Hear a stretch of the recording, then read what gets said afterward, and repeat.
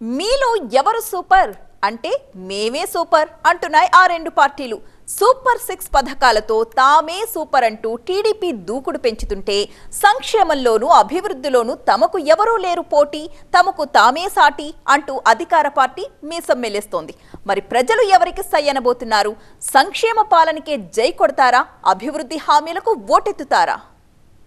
మన టార్గెట్ 175కు 175 ఎమ్మెల్యేలు మన టార్గెట్, 25 ఎంపీలకు 25 ఎంపీ స్థానాలు మన టార్గెట్. ఫ్యాన్ అయితే గిరగలలాడి రెక్కలన్నీ ఇరిగిపోయి చిత్తు అయిపోయి మొదలైంది కురుక్షేత్ర యుద్ధం. ఇక చూసేందుకు స్టేట్ అంతా సిద్ధం. ఆ రెండు పార్టీలు సరసమాడితే ఎట్లుంటదో తెలుసా? నీ బటన్ డ్రామాలు అందరికీ తెలిసిపోయినాయి. తెలిసే లేదా అని మిమ్మల్ని అడుగుతున్నా. రేపు ప్రజలంతా ఒకటే బటన్ నొక్కుతారు ఎలక్షన్ లో. జగనన్న 124 సార్లు మన కోసం బటన్ నొక్కాడు.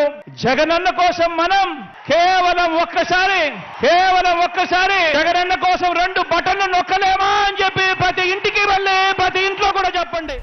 ఆ రెండు పార్టీలు పరస్పరం ఢీకొంటే ఎట్లుంటదో తెలుసా? మేము సిద్ధమని అవినీతి డబ్బులతో పెద్ద పెద్ద కట్అవుట్లు పెడుతున్నాడు. దేనికి సిద్ధం? ఆయన పేరు చెబితే ఈ రోజుకి కూడా గుర్తుకొచ్చే ఒక్క స్కీము లేదు, కానీ ఆయన పేరు చెబితే మాత్రం ఇవాళటికి కూడా గుర్తుకొచ్చేది.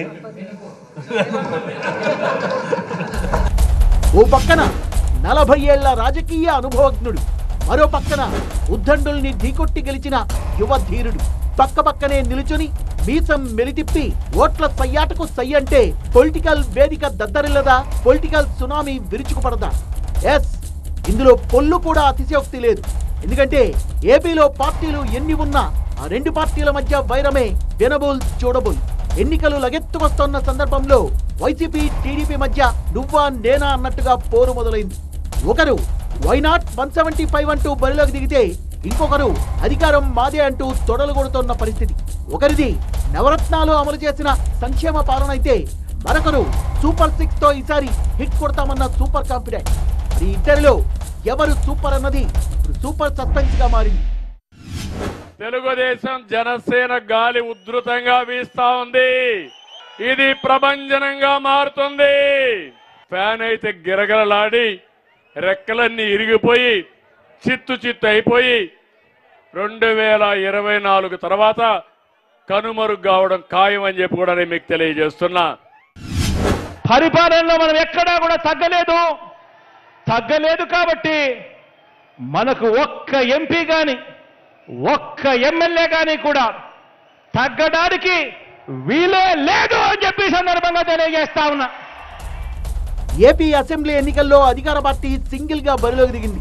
కారణం సంక్షేమ పాలనతో పాటు 5 ఏళ్లలో ఏపీని పలు రకాలుగా అభివృద్ధి చేశామన్న కాన్ఫిడెంట్ ఏపీ సీఎం జగన్ లో ఉంది. కానీ టీడీపీ ఒంటరిగా బరిలోకి దిగే దమ్ము లేక పక్క పార్టీల సాయంతో నెగ్గాలని ప్రయత్నిస్తోందని, పైగా సాధ్యం కాని హామీలతో ప్రజలను బురిడి కొట్టించే ప్రయత్నం చేస్తోంది అన్నది వైసీపీ వెర్షన్. అయినా విపక్షాలన్నీ ఏకమైనా ఏదో చేస్తామని ప్రజల్ని ఏమర్చినా విజయం తమదే అన్న ధీమాతో ఉంది అధికార పార్టీ. వైసీపీ ప్రకటించిన మేనిఫెస్టోలోని పథకాలు 99% పూర్తి చేశామని, హామీలే కాకుండా మేనిఫెస్టోలో లేని అనేక కార్యక్రమాలు జగన్ సర్కార్ నెరవేర్చింది అన్నది ఆ పార్టీ చెప్పుకొస్తున్న మాట. చెప్పుకురావడమే కాదు, గణాంకాలతో సహా చంద్రబాబు హయాంలో ఏం జరిగింది, జగన్ పాలనలో ఏం జరిగింది అన్నది ప్రజలకు వివరిస్తోంది. ప్రస్తుతం అసెంబ్లీ సమావేశాల సందర్భంగా సీఎం జగన్ అంకెలతో సహా ప్రతి విషయాన్ని ప్రజలకు అర్థమయ్యేలా పూసుకొచ్చారు. పథకాల అమలులో తమ ప్రభుత్వ చిత్తశుద్ధిని, గతంలో చంద్రబాబు పథకాలను ఆపేసిన తీరును ఎండగట్టే ప్రయత్నం చేశారు. అంతెందుకు, ఉచిత విద్యుత్పై చంద్రబాబు చేసిన కరెంటు తీగ దండంపై చీర అన్న మాటల్ని జగన్ టీం ఇప్పుడు గుర్తు చేస్తూ డెమో సూపర్ 6 అంటూ గ్యాంబ్లింగ్ తరహాలో ప్రజల్ని మోసగించే గేమ్ ను మొదలుపెట్టారన్నారు సీఎం జగన్. ఎలాగో అధ్యక్ష ప్రజలు అధికారం ఇవ్వరన్న నమ్మకంతో అధ్యక్ష బాబు మార్క్ గ్యాంబ్లింగ్ మొదలుపెట్టాడు అధ్యక్ష. కాబట్టి చెప్పే మాటలు గ్యాంబ్లింగ్ తరహాలో చెప్పడం మొదలుపెట్టాడు అధ్యక్ష. వేరే రాష్ట్రాల్లో పనిచేసిన వాగ్దానాలన్నీ కూడా పట్టుకుని ప్యాకాటకు దిగాడు అధ్యక్ష. రాష్ట్రం శ్రీలంక అయిపోతుందని చెప్పిన అదే నోటితోనే ఆయన చేస్తున్న ఈ గ్యాంబ్లింగ్ వ్యవహారంలో అధ్యక్ష 6 వాగ్దానాలను తాను ఈ మధ్యకాలంలో చెప్పాడు. ఈ 6 వాగ్దానాలు కూడా ఓన్లీ శాంపుల్. ప్రస్తుతం టీడీపీ సూపర్ 6 పేరుతో 6 పథకాలని ప్రజల్లో ముమ్మరంగా ప్రచారం చేస్తోంది. ఈసారి అధికారంలోకి రాకపోతే టీడీపీ మనుగడకే ప్రమాదం అన్న ఆందోళన ఆ పార్టీ క్యాడర్లో ఉంది. అందుకే చంద్రబాబు గట్టిగా కష్టపడుతూ పార్టీ నేతలకు ఎప్పటికప్పుడు దిశానిర్దేశం చేస్తూ ముందుకెళ్తున్నారు. ఇదే సమయంలో మహానాడులో మినీ మేనిఫెస్టో కూడా ప్రకటించారు. సూపర్ 6 అంటూ 6 అంశాలతో మేనిఫెస్టో రూపొందించారు. 6 పథకాల్లో ఒక్కొక్కటి చూస్తే మహాశక్తి పథకం. ఈ పథకం కింద 18 ఏళ్లు పైబడ్డ మహిళలకు ఆడబిడ్డ నిధి కింద నెలకు 1500 చొప్పున ఏడాదికి 18,000 ఇస్తారు. తల్లికి వందనం కింద ఇంట్లో చదువుకునే పిల్లలందరికీ ఒక్కొక్కరికి 15,000 చొప్పున 2 పిల్లలుంటే 30,000 ఇవ్వనున్నారు. దీపం పథకం కింద ఏడాదికి ఉచితంగా 3 గ్యాస్ సిలిండర్లు, ఆడబిడ్డలకు ఆర్టీసీ బస్సుల్లో ఉచిత ప్రయాణం. యువగళం పేరుతో నిరుద్యోగ యువతకు ఉద్యోగం వచ్చే వరకు 3,000, అన్నదాతకు ఏడాదికి 20,000 ఆర్థిక సాయం. ఇంటింటికి నీరు, పూర్ టు రిచ్ కింద పేదల ఆదాయం 5 ఏళ్లలో రెట్టింపు చేసి సంపన్నుల్ని చేయడం. బీసీ రక్షణ చట్టం. ఇలా టీడీపీ 6 పథకాలని ప్రవేశపెట్టింది. ఈ పథకాల ద్వారా సంవత్సరానికి ఒక్కొక్కరికి ₹1,50,000 లబ్ధి చేకూరుతుందని, 5 ఏళ్లలో 6 లక్షల రూపాయలు ఒక్కో కుటుంబానికి అందుతుంది అన్నది టీడీపీ చెప్తున్న మాట. ఇప్పుడు ఈ పథకాలపై ఏపీ సీఎం జగన్ టీడీపీ అధినేత చంద్రబాబుపై ప్రశ్నల వర్షం కురిపిస్తున్నారు. ప్రజల్ని 6 పథకాల పేరుతో చంద్రబాబు మోసం చేయాలని చూస్తున్నారని, 6 గ్యారెంటీలకు ఎన్ని నిధులు కావాలో గణాంకాలతో సహా చెప్తూ తమ ప్రభుత్వంలో అమలవుతున్న పథకాల ఖర్చును వివరించారు సీఎం జగన్. ఎవరు అధికారంలోకి వచ్చినా ఖచ్చితంగా అమలు చేయాల్సిన పథకాల ఖర్చు 52,700 కోట్లు. చంద్రబాబు చెప్పే 6 గ్యారెంటీలకు 73,440 కోట్లు అవుతుందని, టోటల్ గా ఏటా 1,26,140 కోట్ల రూపాయలు ఖర్చు అవుతుందని చెప్పారు. ఈ 6 గ్యారెంటీలకు అదనంగా మరిన్ని హామీలు ఇస్తామంటున్నారు. మరి వాటన్నింటికి అంత డబ్బు ఎలా తెస్తారు అన్నది జగన్ సంధిస్తోన్న ప్రశ్న. ఈ 73,440 కోట్లకి 52,750 కోట్లు కలిపితే 1,26,140 కోట్లు సంవత్సరానికి. అంటే మనం 70,000కే కష్టపడతా ఉంటే 1,26,000 ఇప్పటికే మళ్ళా ఇంకా ఏదో చెప్తానంటున్నాడు. అంటే నేను ఆలోచన చేయమని చెప్తాను. ప్రతి ఇంట్లో ఈ చర్చ జరగాలి. ఇంత అబద్ధాలు ఆడడం, ఇంత కుట్రలు పనడం, ఇంత మాదిరిగా మోసం చేయాలనే ఆలోచనతోనే, మోసం చేయడానికి కోసమే ఈ మాదిరిగా ఒక రంగురంగుల మేనిఫెస్టో తీసుకొని వచ్చి ఈ మాదిరిగా మోసం చేసే దిశగా అడుగులు వేయడం ధర్మమేనా అని అడుగుతా ఉన్నా. ఆలోచన చేయమని అడుగుతా ఉన్నా. ఫర్ సపోజ్ సంపద సృష్టించి అమలు చేస్తారనుకుంటే ఎలా సంపద సృష్టిస్తారో చెప్పాలి అన్నది జగన్ సంధిస్తోన్న మరో ప్రశ్న. అంతేకాదు చంద్రబాబు గత చరిత్రను తవ్వి అసెంబ్లీ సాక్షిగా లెక్కలతో సహా బయటపెట్టారు జగన్. అధికారం కోసం ఎన్ని హామీలు ఇవ్వడానికైనా చంద్రబాబు సిద్ధమని చెప్పడమే తప్ప చేయడం చంద్రబాబు ట్రాక్ రికార్డులోనే లేదన్నారు.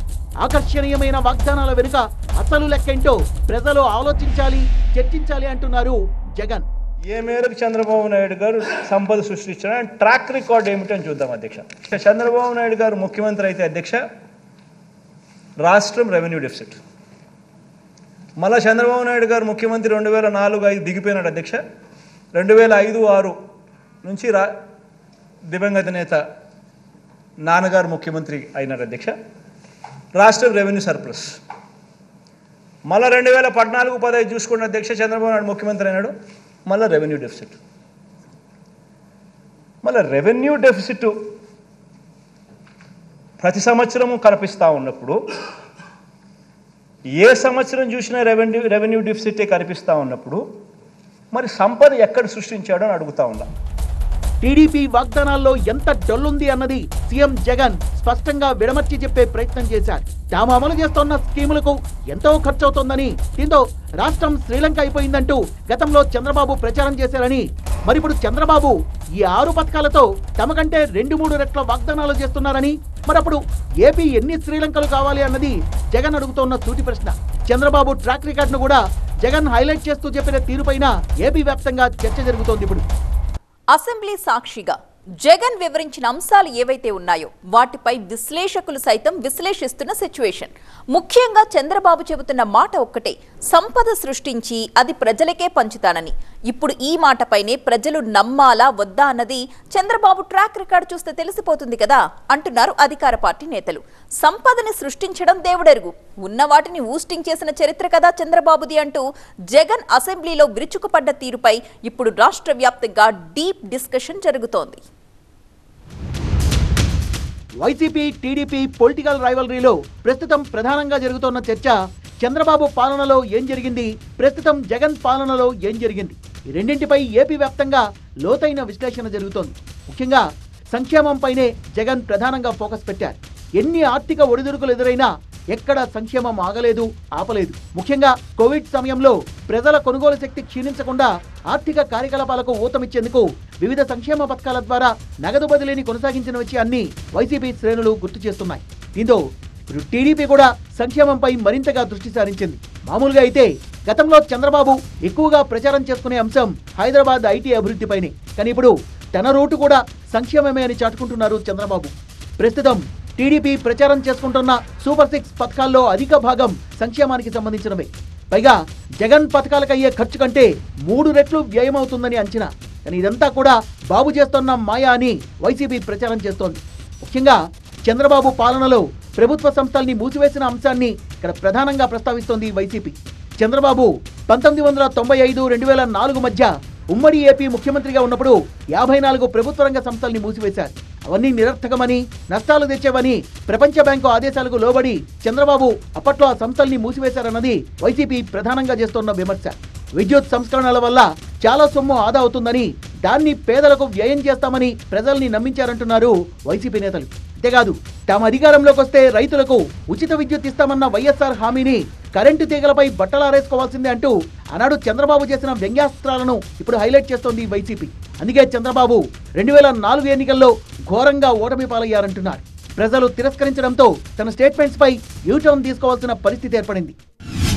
ఇన్ని సంవత్సరాల తర్వాత ఈ రోజుకి కూడా చంద్రబాబు పేరు చెబితే గుర్తుకొచ్చే కనీసం ఒక్క స్కీమ్ అయినా ఉందా అని చెప్పి ప్రతి ఒక్కరూ ఆలోచన చేయాలి. కరువు వెనుకోటు ఆయన పేరు చెప్తే అధ్యక్ష, ఆయన పేరు చెప్తే కరువు వెనుకోటు ఆయన పేరు చెప్తే ఈ రోజుకి కూడా గుర్తుకొచ్చే ఒక్క స్కీము లేదు. కానీ ఆయన పేరు చెబితే మాత్రం ఇవాళటికి కూడా గుర్తుకొచ్చేది.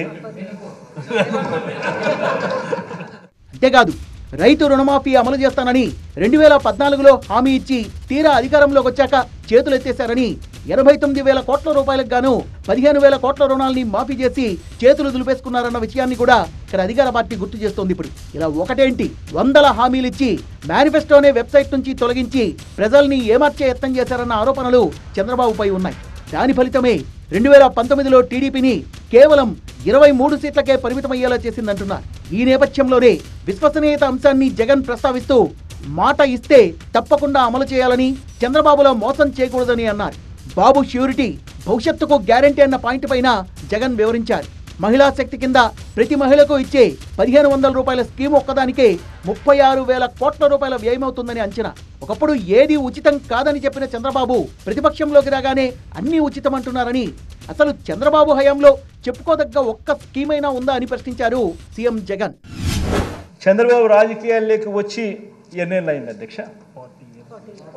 45 ఏళ్ళు అధ్యక్ష.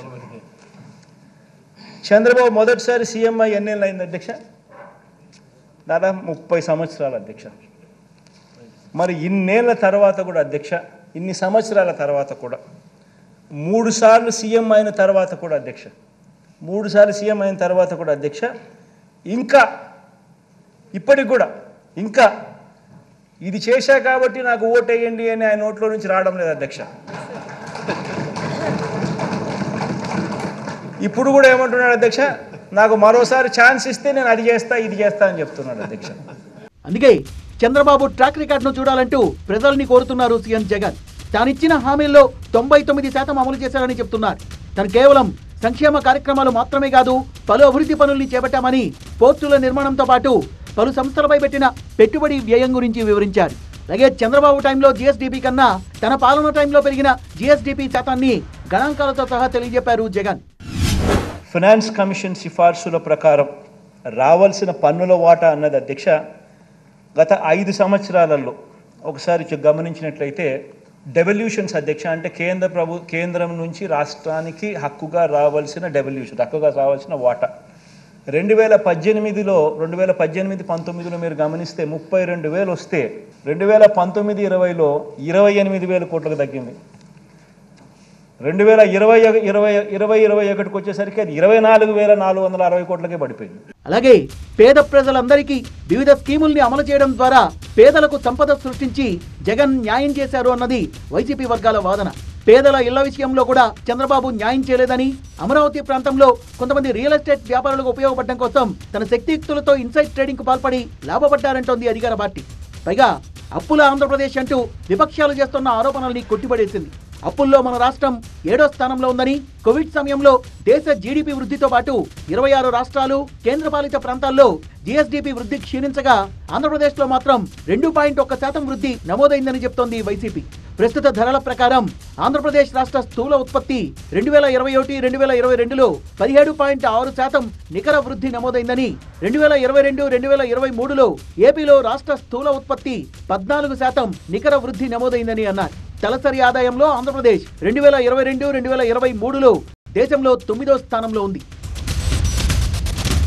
ఇలా చంద్రబాబు పాలనలో జరిగిన అంశాలను తమ పాలనతో బేరీజు వేస్తూ పవర్ పాయింట్ ప్రెజెంటేషన్ ఇస్తూ ప్రజల్లోకి వెళ్లే ప్రయత్నం చేస్తోంది వైసీపీ. మరోవైపు టీడీపీ రా కదలిరా పేరుతో జనంలో ముమ్మరంగా ఆ పార్టీ అధినేత చంద్రబాబు యువతకు తాము ఏం చేస్తామో, మహిళలకు ఏమేమి ఇవ్వబోతున్నామో, అన్నదాతలకు బీసీలకు ఎలా సాయం చేస్తామో వివరించుకుంటూ పోతున్నారు. వైసీపీ నవరత్నాలకు పోటీగా సూపర్ 6 పేరుతో కొత్త పథకాల్ని తీసుకొచ్చింది. యువతను అన్ని రకాలుగా అభివృద్ధి పథంలో నడిపించేందుకు టీడీపీ కట్టుబడి ఉందని చంద్రబాబు హామీ ఇస్తున్నారు. వైసీపీ చెప్తున్న దాంట్లో ఏమాత్రం నిజం లేదని, మరోసారి జగన్ కనుక అధికారంలోకి వస్తే రాష్ట్రం అప్పుల్లో కూరుకుపోవడం ఖాయమంటున్నారు చంద్రబాబు. నువ్వు అర్జునుడు కాదయా, అక్రమార్జునుడివి. రాష్ట్రాన్ని దోచేసిన బకాసురుడివి. బకాసురుడు ఏం చేశాడో ఒక్కసారి గుర్తెచ్చుకోండి. దొంగ యజ్ఞం చేశాడు, శివుడి పూజ చేశాడు. శివుడు ప్రత్యక్షమై నీకే కోరిక కావాలనో కోరుకోమంటే నేను ఎవరి నెత్తిపైన చేయి పెడితే వాళ్ళు భస్మం అయిపోవాలని కోరుకున్నాడు. మీరు కూడా ఊరూరు తిరిగి నెత్తిన చేయి పెట్టి బుగ్గలు నిమిడితే ఐస్ అయిపోయారు మా ఈ ప్రజానీకం అంతా. ఓటేయమంటే ఓట్లు వేశారు. ఓటేసిన తర్వాత ఇప్పుడు ఈ భస్మాసురుడు మీ నెత్తినే చేయి పెట్టాడు. సో ప్రస్తుతం జగన్ చంద్రబాబు మధ్య మీలో ఎవరు సూపర్ అన్న పొలిటికల్ కంటెస్ట్ ముమ్మరంగా నడుస్తోంది. సుపరిపాలన వర్సెస్ సూపర్ 6 హామీల ఎపిసోడ్లో ఎవరిది సూపర్ హిట్ బొమ్మ వద్దో రాబోయే ఎన్నికల్లో తేలనుంది. అందాక ఈ సూపర్ సస్పెన్స్ తప్పదు.